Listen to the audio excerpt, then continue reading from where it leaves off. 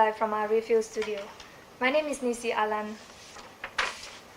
The federal government, through its Nigerian Midstream and Downstream Petroleum Regulatory Authority, has issued licenses to 6 marketers for the importation of 620,000 metric tons of premium motor spirits. The marketers are NIPCO, AA Ranong, Matrix, Shafa, Pinnacle, and Bono. The development comes amid claims by the NMDPRA that the Dangote Petroleum Refinery now supplies over 90% of Nigeria's daily petrol consumption.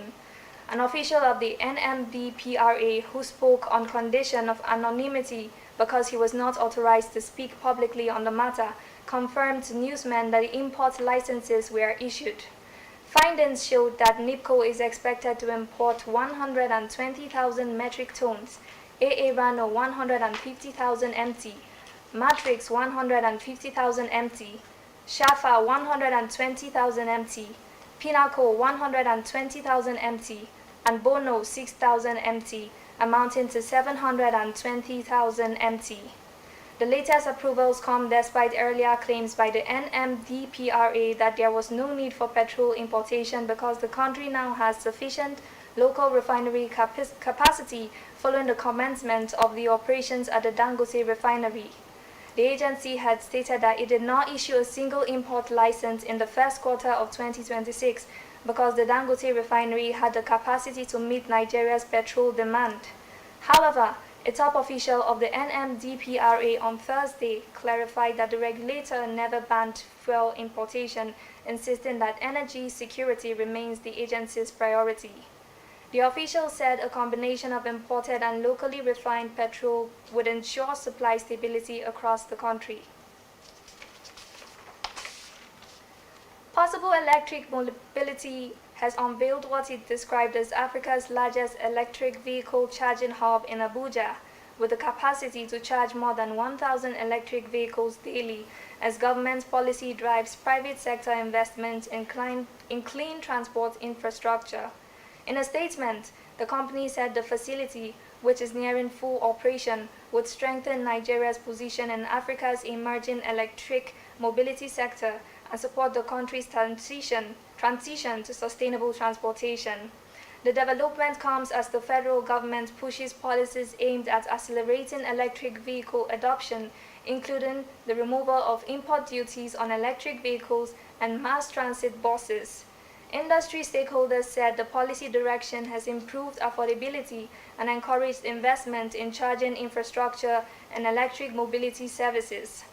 Possible Electric Mobility stated that the Abuja Charging Hub ranks among the highest capacity EV charging facilities globally and will support high-volume daily use for electric buses and commercial fleets.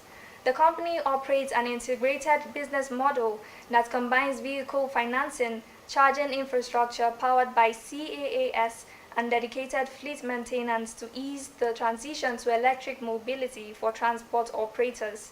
Speaking about the project, founder and chief executive officer of Possible Electric Mobility, Musope Olasebikan, said the investment will help build a scalable electric transport ecosystem in Nigeria.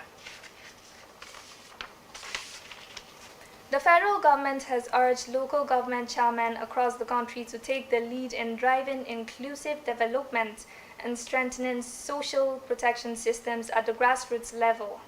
This was contained in a statement issued on Thursday by the Federal Ministry of Budget and Economic Planning, following a stakeholder engagement with local government chairmen hosted by the National Social Safety Nets Coordinating Office in Abuja.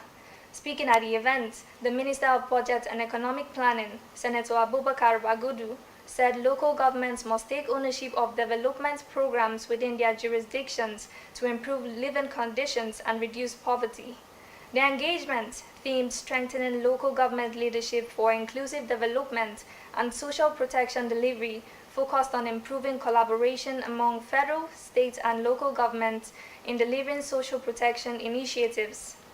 Bagudu said the Constitution imposed both moral and constitutional obligations on public officials to ensure the welfare and inclusion of citizens.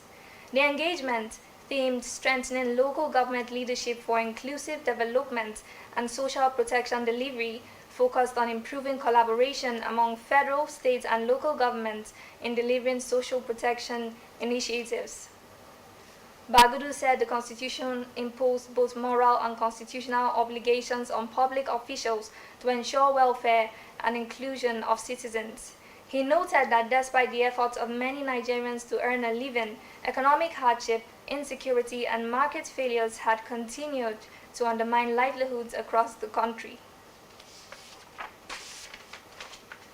The Nigeria Customs Service has intensified efforts to drive its ongoing digital transformation agenda, seeking stronger media collaboration to boost public understanding and acceptance of its trade modernization project aimed at improving trade facilitation, revenue generation, and border security.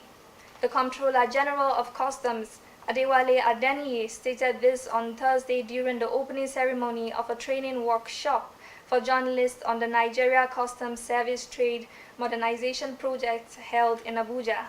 Adeniyi, who was represented by the Deputy Comptroller General of Customs, Timi Bomodi, said the Customs Service was repositioning itself to meet the realities of modern global trade, driven by technology, data, and increasing demands for efficiency and transparency. According to him, the Trade Modernization Project remains central to the agency's reform agenda and is expected to overhaul customs operations through digital platforms, automated procedures, and integrated systems. The customs boss described the project as a comprehensive, technology-driven initiative designed to eliminate inefficiencies and create a seamless trading environment for importers, exporters, and other stakeholders. Adeniyi stressed that beyond technology and infrastructure, public understanding and stakeholder participation would determine the success of the reforms. He noted that the media remained a critical partner in shaping public perception and strengthening trust in government reforms. The CGC urged journalists covering the trade sector to engage actively with the reform process and ensure accurate, balanced, and constructive reportage. The CIO and C-Suite Awards Africa has opened nominations for its 7th annual edition, inviting submissions from technology and business executives across 15 African countries.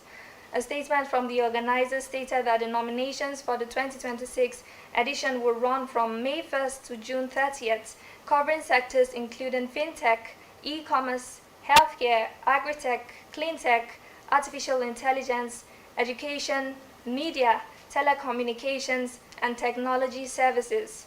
The awards platform, launched in 2020, recognizes executives and organizations driving digital transformation and technology leadership across Africa.